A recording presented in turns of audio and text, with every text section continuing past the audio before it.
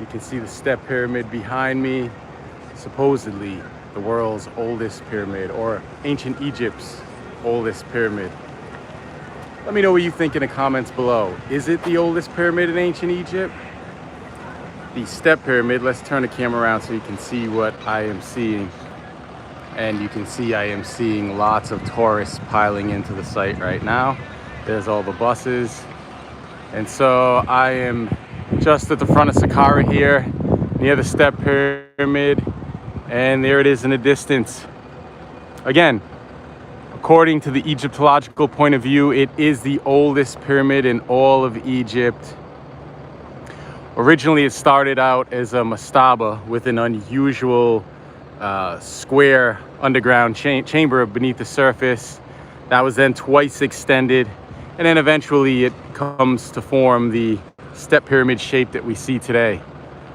And over here, this would have all been walled off by the enclosure wall, which was not purely functional but very likely symbolic, is the oldest stone complex in the world. At least that is if you don't subscribe to the idea that Göbekli Tepe is a stone complex. Being said, this would be the oldest stone complex in all of Egypt. It is the Djoser stone complex, and the enclosure walls would have wrapped all the way around. It is very likely to have some sort of astrological significance in the architecture. As you can see, there are droves of tourists piling in right now.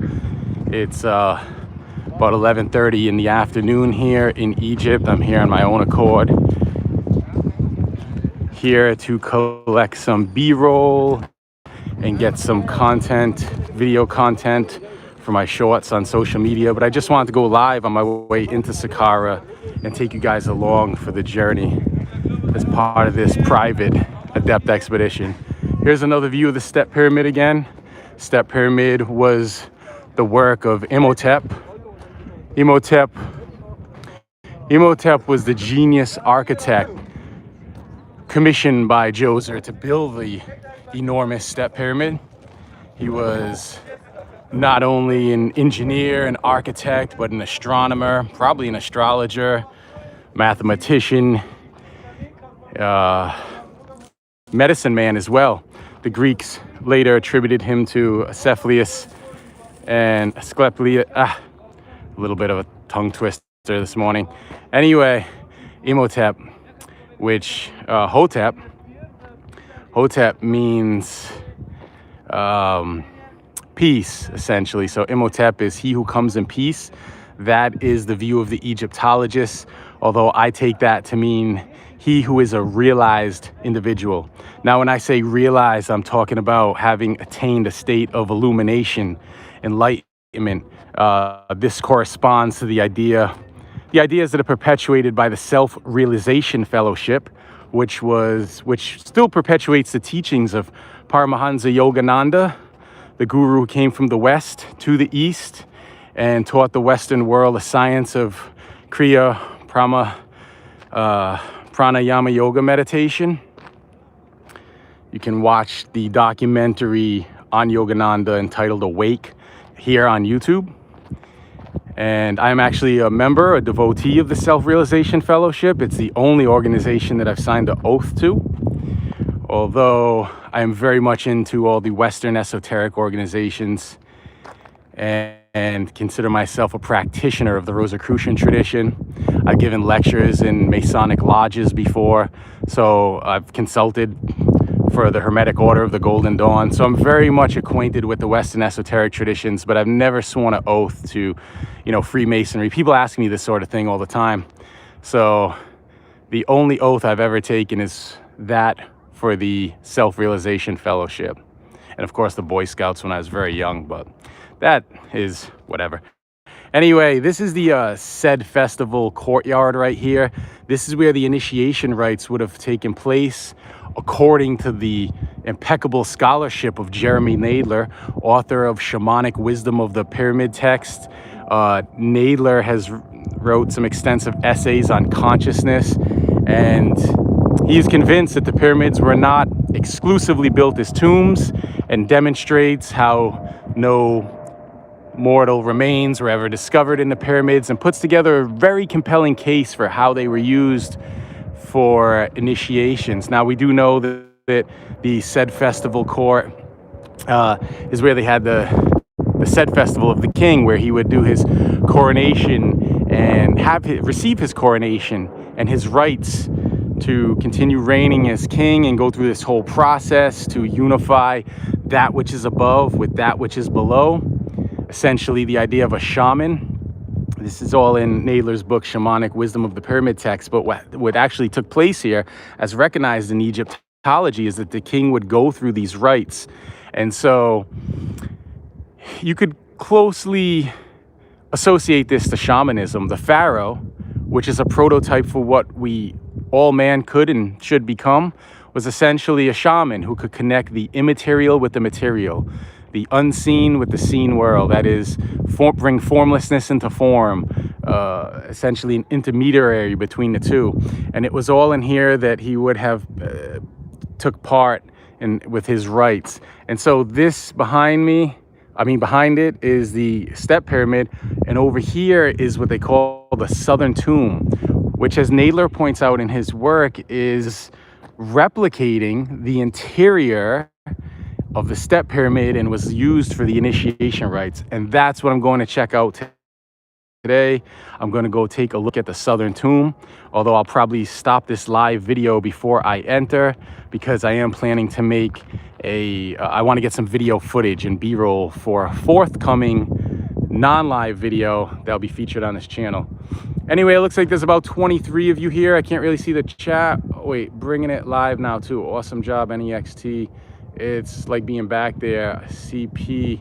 Oh, what's up, brother? I can see some of the comments. Because I'm live, I don't have anything to look at the comments, so I see one popping up at a time. Shaman of the ancient desert tribes. I really love that, and I've always felt that as well. Legend. Yeah, so I can see your comments pop up one at a time. I'll try to come back later and reply to some of the comments. Anyway, this is what so-called indigenous wisdom teacher Abdel Hakim Ayawan, who's been popularized in the Pyramid Code, is at the foundation of the Kemet School teachings, would say is a healing hospital. There's absolutely no evidence for that whatsoever. This is the said festival court. But what we could say is that healings take place here, if we consider healing connection with the divine, because it was here that the king would go around and connect with the different Necheru. Nechers were the Egyptian gods, in what we call gods for the ancient Egyptian. The ancient Egyptian word for divinity would be Neter, or more appropriately, Netcher. It's NTR, and the T has a ch sound, so it would be pronounced Netcher. And in the ancient Egyptian hieroglyphic language, if you have two or more, you would add the U sound at the end. I'm sorry, the E sound at the end. So, for example, the land in ancient Egyptian was called Ta. And so the two lands was called Tawi, upper and lower, or east and west bank of the Nile. Or if we think of land, if we look at the word land through an esoteric lens, esoteric, by the way, not meaning woo-woo or, pseudoscience. Esoteric comes from the ancient Greek word eso, which means inner, and teric comes from Tyria, which was the festival. And it was at these sort of festivals where the secrets were communicated. So esoteric, eso, again, applies to inner aspects of things. So when I say esoteric, I'm talking about the inner aspects of things. I'm not an alternative historian. I just want to set the record straight on this. I have a lot of friends in the alternative space. People often lump me in with alternatives, but I also have a lot of friends in the mainstream space, and I'm also someone that spends a lot of time reading academic papers as well. And I can find value and flaw in both sides, in both camps, really. So, I'm an independent researcher. I embody the spirit of independence. I walk my own path. I'm not part of any boys club. I'm not trying to support any one camp or the other. I'm on my own quest. I'm a student on my own path who's excited about sharing from my own experience with others. So that being said, I am not an alternative historian, as they like to box me in, nor am I either a credentialed, a member of academia, the quackademics. I have, however, studied Middle Egyptian hieroglyphs from a PhD degreed professor at a very prestigious university in the States. I've been also just learning them from over a decade of coming here, and I've learned a great deal about the esoteric principles, the inner aspects of the hieroglyphs, and the hermetic messages they convey from my mentor, the late great John Anthony West. And so again, I consider myself an esoteric researcher. That doesn't mean that I'm strictly alternative or mainstream. Heat from both sides. I've got into beefs with people on both sides, and I really don't care, because I walk my own path, and if anyone has a problem with that, then so mote it be. I'm not here to dictate or force my opinion on anyone, and I don't always form a conclusive opinion, because I like to look at things through multiple perspectives, and I like to apply an esoteric lens when looking at things. We of the esoteric tradition realize that we're all merely an emanation of a single source, so you have to look at things through multiple lenses. Anyway, what happened here was very esoteric, the initiation rites that took place here. And so, not a healing hospital, but healing in the sense that you could connect with the divine. My mentor, John Anthony West, was of the opinion that this labyrinth back here may replicate the ear canal. I do have a forthcoming video coming out. I actually have a book, which is an esoteric symbolist guidebook to the Luxor Temple of Man, which will be the most comprehensive work on the site to date. And so along with that, I plan to have a video series and documentary here on YouTube talking about the Luxor Temple of Man. But interestingly, John Anthony West assumed that this may, or speculated this may represent the inner ear canal. And interestingly enough, if you go inside and listen, there's a profound effect that takes place, this phenomena where a lot of different people report different experiences coming out, but you can certainly hear and feel a vibration. It almost feels like the tectonic plates of the earth moving, like it has some sort of vibratory effect that's generated. Now, this structure is actually what's known as a dummy structure. There's nothing inside. Supposedly it's completely solid, and it's purely symbolic, thought to replicate, well, it is replicating organic matter in stone. The stone would then perpetuate, those organic motifs for a very long time, if not eternity.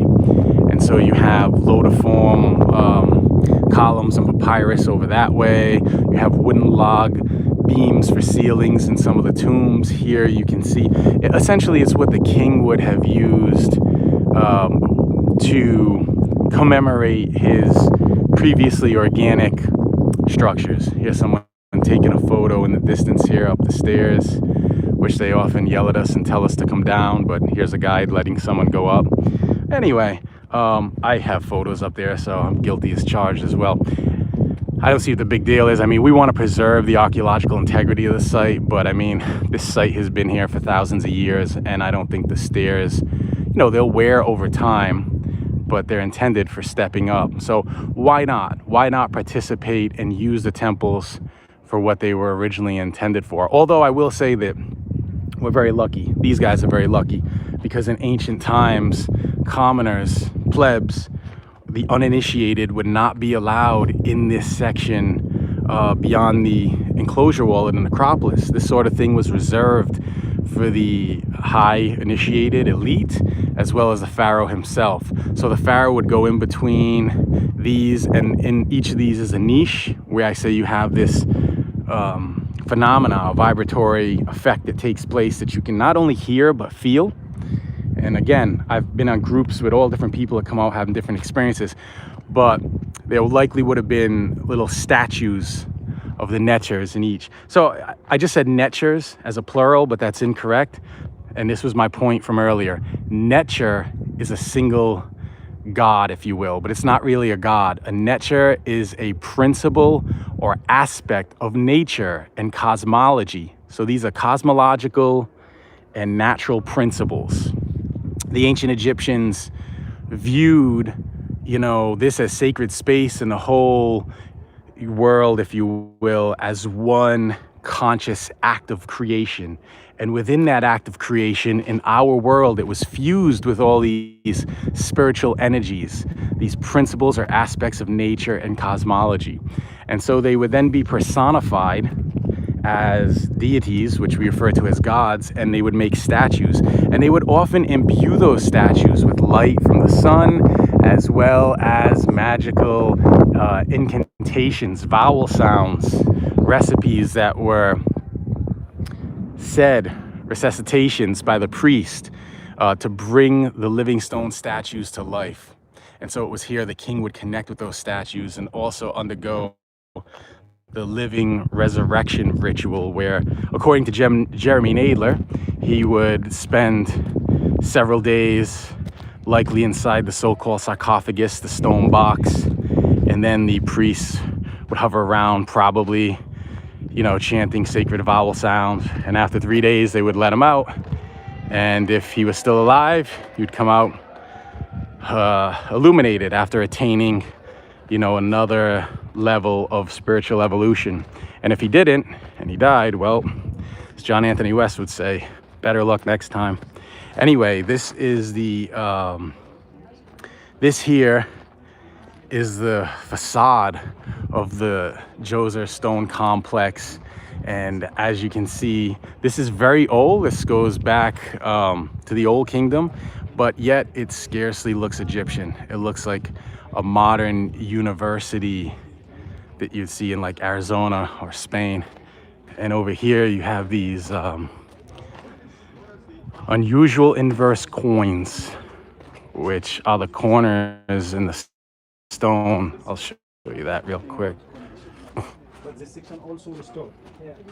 So you can see a difference between original. Okay, so this is all one stone right here. This one had a lot of doors. From here to here, all one stone. And, was it fun of the structural stability, or was it perhaps symbolic? The ancient Egyptians viewed these structures as living stones, had a sense of animism, where the temples and the stone were living. It wasn't just the animal kingdom or the plant kingdom, also it's like a wrist, the bend in the human. Let's go inside as I head over to the South Tomb. I hope you guys are enjoying this video. Again, we're here at Saqqara. And just look at the sides here. You couldn't slip a card through even if you tried. Absolutely amazing. Look at this. Again, you couldn't even get this in between the stone. For a bit there. We're back. Up here, symbolic doors, faithful right down to the. Missed that. But in here, this is an unusual colonnade, unlike anything else in ancient Egypt. You have 40 at the end, so it's 42 columns that make up this impressive colonnade. 42 thought to be symbolic of the 42 nomes of Egypt, which loosely corresponds to the 42 assessors in the weighing of the heart ceremony.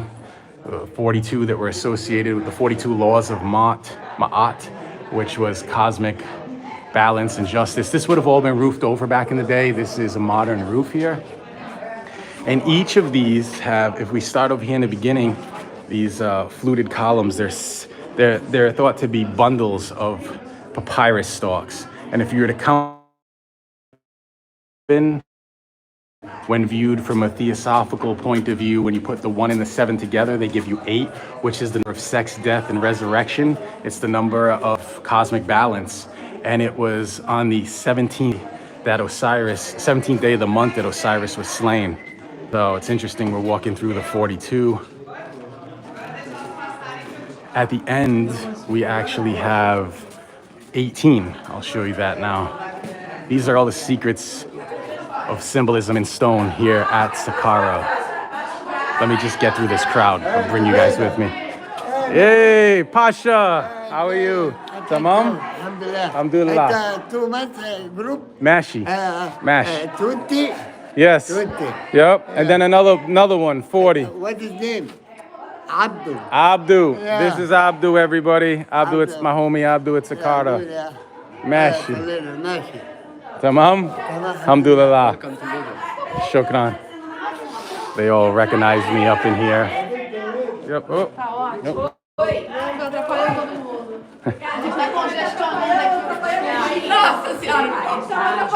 Skip by here. Olha, agora se eu atrasar, eu tô aqui na liberação. Ready.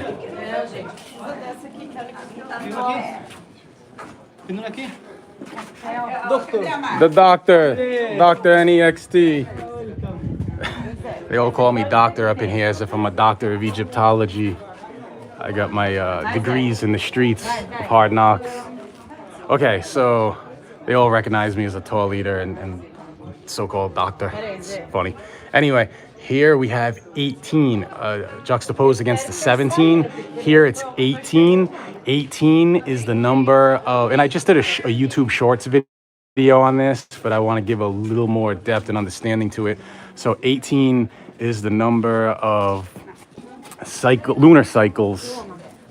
Oh, excuse me. Long form lunar, if you were to count each of these 1, 2, 3, 4, 5, 6, 7, 8, 9, 10, 11, 12, 13, 14, 15, 16, 17, 18. If you were to count all of these, they give you the number of the long form lunar cycles. This is takes 18 years for the moon to occur back in the same spot. 18 is also the number of spiritual activation in Kabbalah, or Kabbalah, depending how you want to pronounce that. So again, this is absolutely amazing that we have the symbolism here, these secrets encoded in stone. And once again, there is the amazing step pyramid. By the way, if anyone wants to join me, I will be returning to Egypt this March as part of the Ancient Technology and Symbolism Tour. It will feature me and my co-host, Johanna James, the British actress, comedian, and ancient history geek from the Funny Old World YouTube channel. Johanna and I will be hosts. We had a massive success. Everyone had an amazing time, as usual with all of my tours, which is reflected in the reviews on our website and on TripAdvisor. They are tours unlike any other.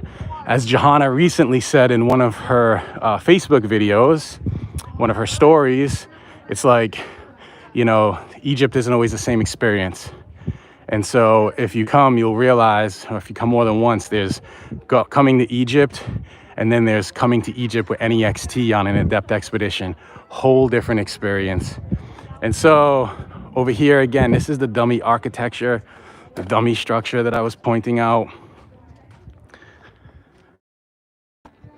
This is where we find a rare example of stone.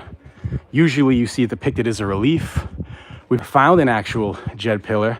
Our man Stephen Tasker's working out the potential functionality for a jed pillar. But right up there, that is the jed. Back symbol of stability, because it's thought to be the backbone of Osiris. It has the 4 partitions of the back, and it may even be loosely connected to the date palm, which tree ring phrenology can show the different dates, the years, by looking inside the trunk of the tree.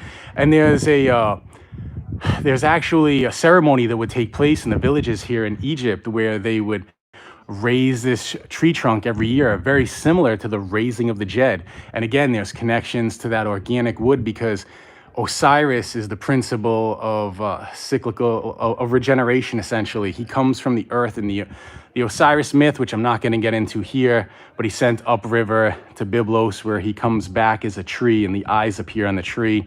And you'll see the eyes on the jed pillar when you go to Abydos.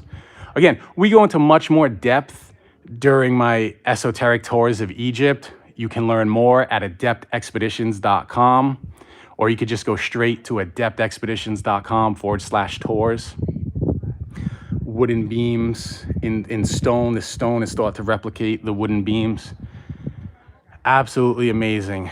Over here, we have the difference between convex and concave, which is symbolic of unity and duality. You can learn more about that in my forthcoming Esoteric Symbolist Guidebook to the Luxor Temple of Man. To me, this is the real lost technology of ancient Egypt. It's the spiritual technology, what occultist and French hermeticist, alchemist R.A. Schwale de Lubitsch and the Western esoteric tradition refers to as the sacred science. And this idea that the Egyptians had a more whole understanding of a science, that our science today is very fragmentary. Of course, for the ancient Egyptians, it would have been more inclusive. In other words, for something to take place in science, to have a scientific experiment, we have to be able to see it in order to measure it, right? We need a control. There's a whole process for science. But just because we can't see it doesn't mean that it doesn't exist. That being said, let us walk now through the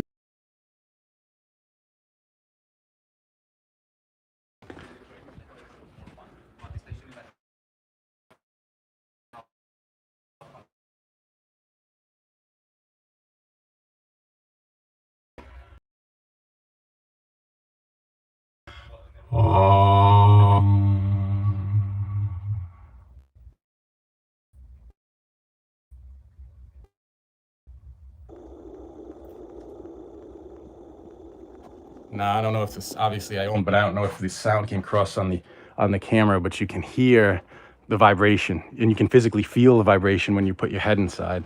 I've done a lot of testing here before with the biogeometric signatures using the pendulums. We used to bring the dowsing rods for the Esoteric Egypt tours, but after the home disaster, I lost all of my tools. So I'm kind of handicapped in a sense right now.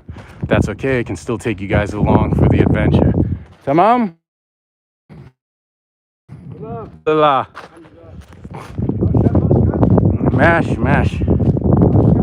La. Fokak mini, let me go. Real version of the real, not the appropriate way of saying it. It's more like la, which would mean no in Arabic.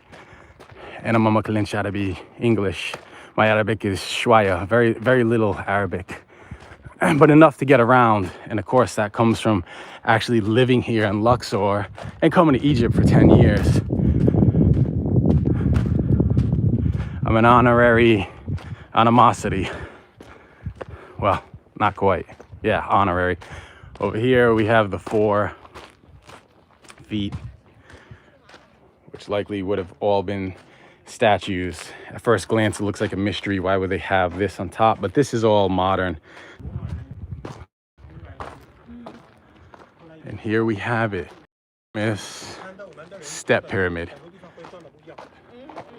Pyramids of Giza. Let me know what you think. Is the step pyramid older? Step pyramid the oldest pyramid in ancient Egypt? In your opinion, is the step pyramid the oldest pyramid in the world? And if so, why? Why is it that you think that? Is it just because you heard your favorite alternative historian say it? Or is there a specific reason that goes beyond your feeling? You know, because this is important when we do research to actually verify. There is something to be said for instinct and intuition, especially as an esotericist. Essentially, I consider myself a mystic in skeptic's clothing. I'm gonna approach everything with a healthy dose of skepticism, but at heart, the way of the heart, I am a mystic. But again, you know, I run everything through a scientific filter. I have to verify everything. I have to look at the sources. I have to look at my sources and trace it back. And, you know, that's where I just study. Oh, here's Sage Silent. We're live on YouTube. Oh, sorry, man. No, don't be. Sage Silent in the place to be. How are you, brother? Good to see you, man. Good to see you too. Let's say a quick word to my group. You mind doing Yeah, that? yeah. Hey, people, an unexpected appearance. We're live. Anyextee here. He's live on YouTube right now. Okay, he moved his family to Egypt. He lives now at Luxor or Aswan?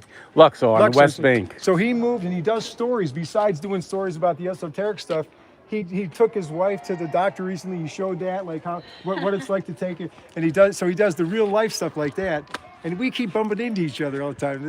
Strange synchronicities. Last time we were in each other, we were in the Luxor Temple. Luxor Yeah. Temple. We bumped into each other. Yeah. We met there, yes.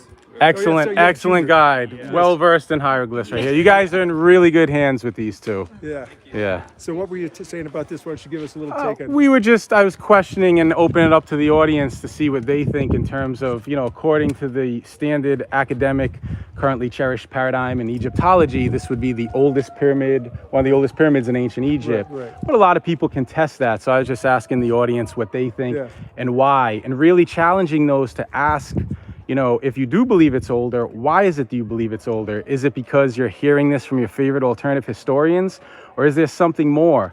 Because when we study these structures and we study ancient Egypt, we can't just take someone's word for it. Don't take my word for it. Don't take even Larry's word for it. Don't even take Egyptology's word for it. Do the research yourself. If you're really interested in this sort of stuff, learn hieroglyphs, learn what the language says. Take the time to read the books, read your favorite authors, and verify the information for yourself. And but I like ultimately, I like that he does that on his channel, where he's not pushing. He doesn't even tell you just now whether he believes this pyramid is older or not. He didn't reveal what he thinks.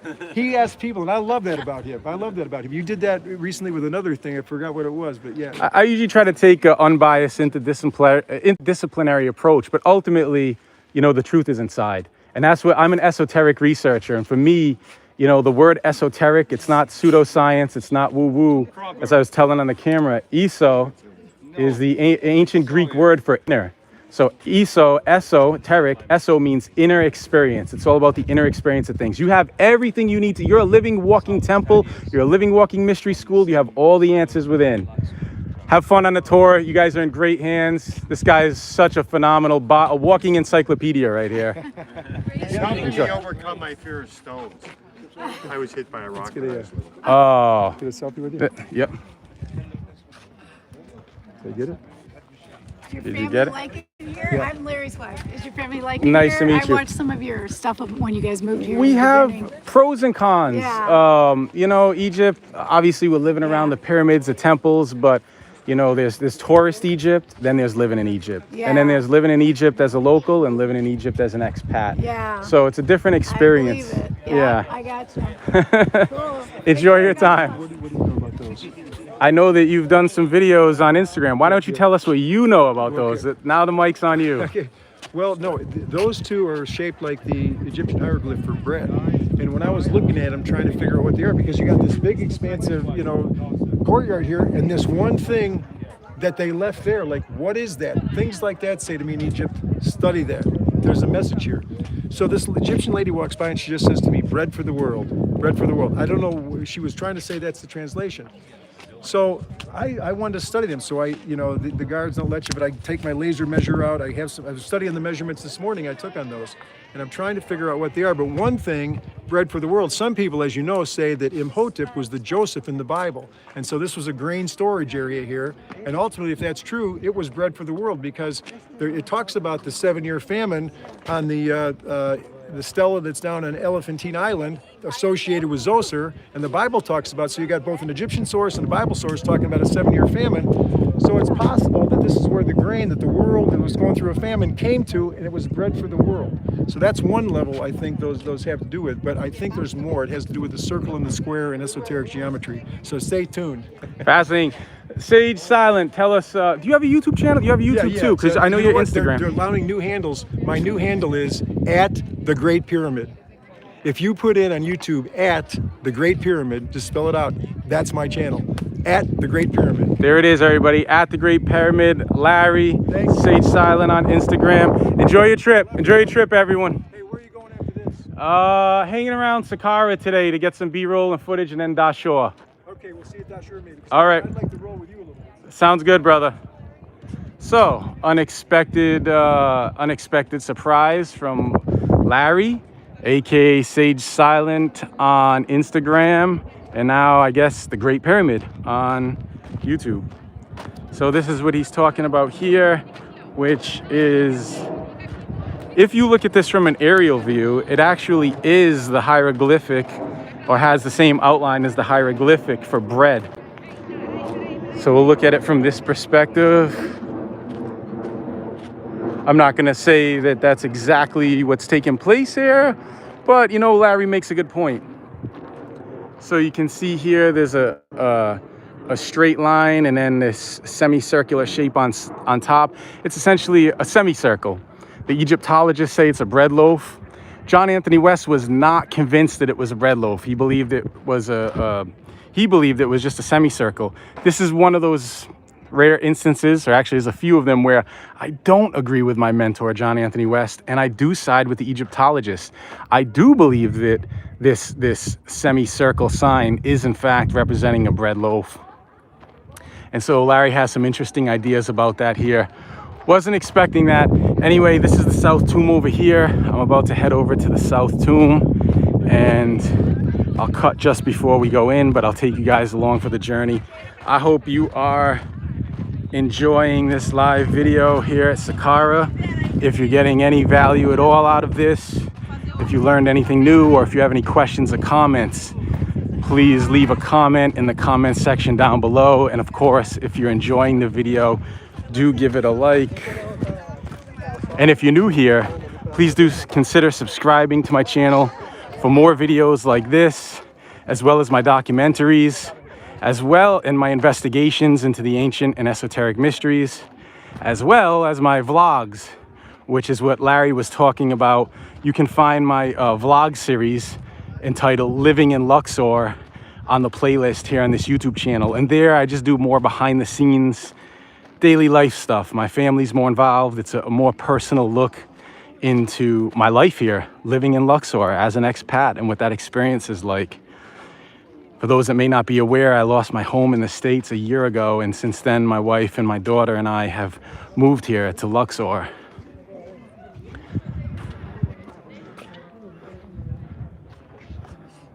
Here's the signage for the Southern Tomb.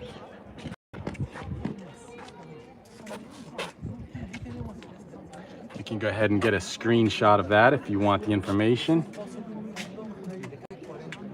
Here we can see inside is an illustration of the Hebsed festival inscriptions and similar layout like Jeremy Nadler talks about in his work. Let's go upstairs. Subimos arriba para tener una vista panorámica de la zona y luego vamos a bajar por el otro lado para visitar la tumba. So over here we have the uraeus, the serpent, which Egyptologists tell us was a sign of protection. The pharaoh would have wore this on his diadem, on his head. The cobras would have spit fire at the enemies of Egypt as a sign of protection. And these uraeus would have lined the entire enclosure wall around this complex here at Saqqara. Hello, Mesh Tamam. Welcome. Alhamdulillah. هتلاقي كتير. So we, hold on 1 minute. Yeah. So